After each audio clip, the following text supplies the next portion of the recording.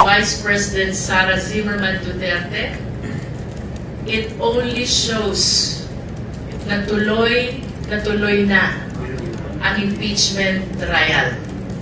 Pinagtibay ng Korte Suprema ang pagdeklara nitong labag sa saligang batas ang impeachment complaint laban kay Vice President Sara Duterte. Live mula sa Korte Suprema sa Maynila, namumuno sa balita si JC Cosico. JC, ano?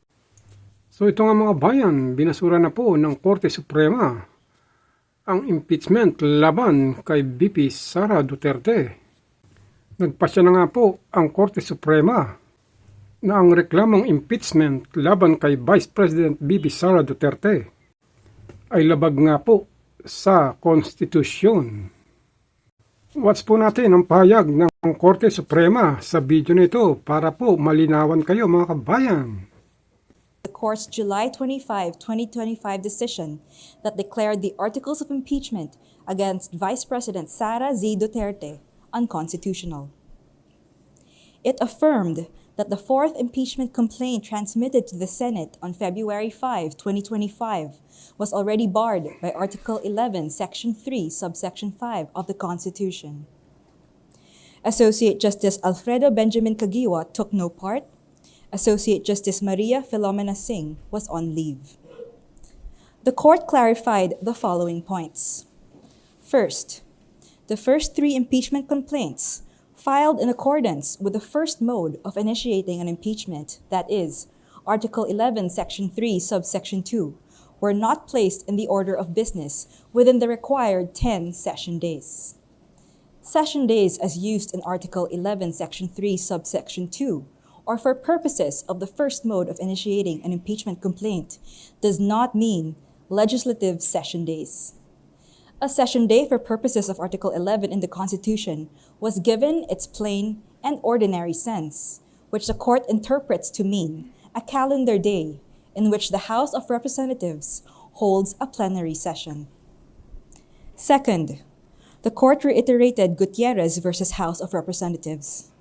However, it further elaborated that an impeachment complaint filed in accordance with the first mode of impeachment, which is Article 11, Section 3, Subsection 2, is deemed initiated for purposes of the one-year bar in Article 11, Section 3, Subsection 5 when a properly verified and endorsed impeachment complaint is referred to the Committee on Justice. B. A properly verified and endorsed impeachment complaint is not placed in the order of business of the House within 10 session days, or referred to the Committee on Justice after it has been put in the order of business within 3 session days, as required by Article 11, Section 3, Subsection 2 of the Constitution. Or C. No articles of impeachment are transmitted to the Senate before the House adjourns sine die. This means that the initiation of an impeachment complaint must occur during the term of Congress. Third, the court affirmed the power of the House of Representatives to promulgate its own rules on impeachment. However, it clarified that Section 2 of the House Rules, as it is currently worded, requires the referral to the Committee on Justice, even when it is filed through the second mode. The second mode is provided in Article 11, Section 3, Subsection 4 of the Constitution, where the endorsement of at least one-third of the members of the House of Representatives would be sufficient to transmit the articles of impeachment. In view of the current wording of Section 2 of the Rules on Impeachment as drafted and promulgated by the House in its 19th and 20th Congress, the House may, optionally, upon its own prerogative, refer an impeachment complaint already endorsed by at least one-third of all its members to the Committee on Justice, but only for the following purposes. Number 1, to ensure that the endorsement of the members of the House is verified. Number 2, to confirm that the evidence supporting the grounds in the complaint exists and that every member of the House has been given a copy of the complaint, as well as the evidences supporting it. And 3, to respect the committee's prerogative to consolidate different formulations of the complaint, if any, so that only one complaint is endorsed to the plenary for transmittal to the Senate. The court observed that there is a fundamental difference between the first and second modes of initiating impeachment complaints. Thus, it said, and I quote, Article 11, Section 3, subsections 2 and 3 cover the first mode of initiating an impeachment complaint. Article 11, Section 3, subsection 4 covers the second mode of initiating an impeachment complaint. In the first mode, impeachment is initiated through the regular and deliberative process in the House of Representatives. A verified complaint may be filed either by a member of the House or by a private citizen with the endorsement of a member. Upon filing, the complaint is referred to the House Committee on Justice, which evaluates its sufficiency in form and substance and conducts the appropriate hearings. Only after favorable committee action does the impeachment process proceed further. This mode, therefore, emphasizes institutional screening and committee review. By contrast, subsection 4 introduces an alternative and a more direct mechanism for initiating impeachment. Under this provision, a verified complaint or resolution of impeachment signed by at least 1/3 of all the members of the House of Representatives immediately initiates impeachment proceedings.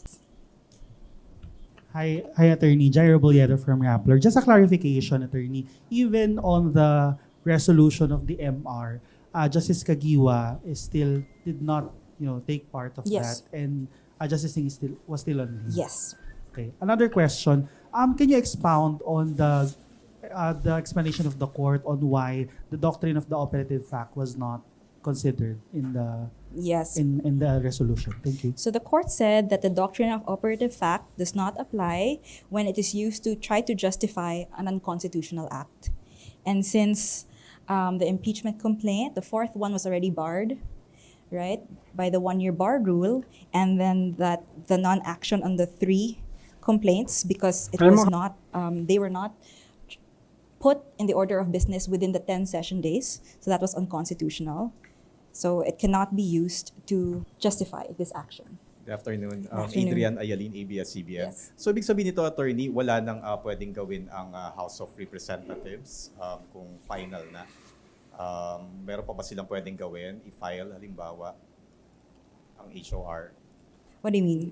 Kung gusto nilang for reconsideration uli, or may appeal pa ba uli, or talagang final na?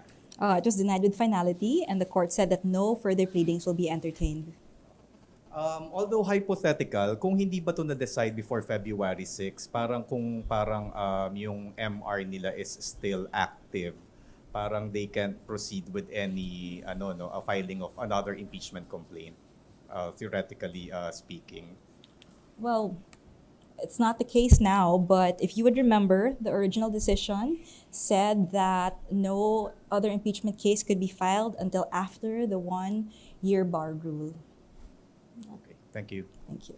Just another question. Sure. There are ongoing impeachment, complaints before the House of Representatives, and basically they're adopting the 2025 ruling of the Supreme Court on the procedure for impeachment. Mm-hmm. Now, with this clarification on, for example, the Gutierrez precedent, gagamitin na po ba itong ruling ng Supreme Court on the MR, yung clarifications na to, on the current impeachment proceedings before the House of Representatives? Well, this resolution of the Supreme Court is its latest, and it clarified a number of things when it comes to the 2 modes of impeachment, the due process requirements required for each mode, as well as when each mode is deemed initiated for purposes of the 1-year bar rule. So yes, it will be this one that should be followed. Hi, ma'am. Tech Tupas po from Inquirer.net. Hi, Tech. Ma'am, clarify ko lang. So, wala na yung Francisco ruling. Ito na yung susundin niya. Actually, no.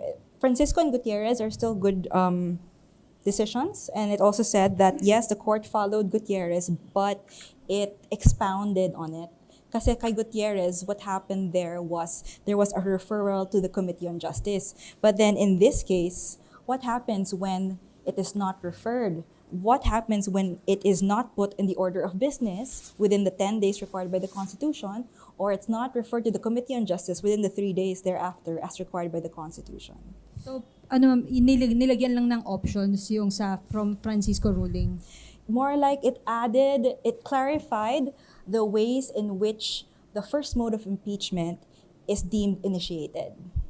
Ma'am, isa pang question. Yes. Ano po yung date ng promulgation ng The promulgation was kahapon, January 28. Thank you, ma'am. Yes. Hi, Mitch Velasco po from Kutang Batu News. We wanted to ask, what was the vision and intention of the ponente, and did he consider the impact of his decision on the Constitution and the future of the Filipino people? I am not privy to the deliberations of the court, nor am I privy to the mindset of the ponente, but what I can say is this decision of the court made sure that the constitutional rights are still protected in impeachment proceedings, and it actually expedited the proceedings with its interpretation of session days. Thank you. So wala pong nangyaring changes, ma'am, sa voting dun sa unang ruling doon sa July 25. The same din po yung ngayon. Yes. Unanimous for those who were present. Yes. Good afternoon po. Ako po si Hi. Arles from One News. Confirm ko lang po, so yung MR decision po, we can still proceed po with the February 6 na one-year bar rule since may mga impeachment complaints na po na inihain sa House recently? Or ngayon pa lang ulit mag-i-start since may decision po yung sa MR ng House? Again, it will be after the one-year bar rule from the transmission of the articles of impeachment last Feb 5. Sige po. Maybe off topic on that, but recently po, there are, Zaldico's camp filed a motion for TRO, Ombudsman and ICI. May we know or touch on the process on it po? And since it was filed in overseas naman, notarized then from Sweden, ano po yung process ng SC on that petition of Zaldico po? Well, right now, it will be immediately included into the agenda, and we will give further updates as soon as they are available. Thank you. Is it covered by the recent rules issued by the Supreme Court barring fugitives from availing judicial relief? We will have to wait and see what the court or how the court acts on his petition. Thank you. Ma'am, another issue po. May yung amendment, ma'am, ng Rule 138 on refresher.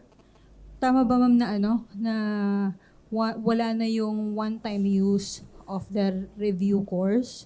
Meron na ngayon 3-time use, 3-year validity, including review centers? I'll have to check on that and I'll get back to you as soon as possible. Thank you, ma'am. Thank you. Ma'am, other issue lang po, ma'am. Ma'am, Okay. kahapon, the COMELEC po has declared the postponement po ng BARM elections. But there was an order by the Supreme Court na parang dapat magpasa ng batas ang Parliament on or before October 30. Ano po yung pananagutan ngayon ng COMELEC kung hindi nila masusunod yung kasi sabi ng Supreme Court there would be an election on or before March 30. But kahapon po nag-declare silang di na po nila kaya. What will happen po? Thank you. Well, we'll just have to wait and see what the court says about that, especially if any of the parties file a pleading or a manifestation in the case. Okay. Thank you, guys. Thank you very much. Kaya mga kabayan, comment lang po kayo sa inyong mga reaksyon sa video nito. Kung sang-ayon kayong wag nang ituloy ang impeachment laban kay VP Sara Duterte. Dahil ayon nga po sa Korte Suprema ay unconstitutional ang impeachment laban kay Vice President Sara Duterte. It affirmed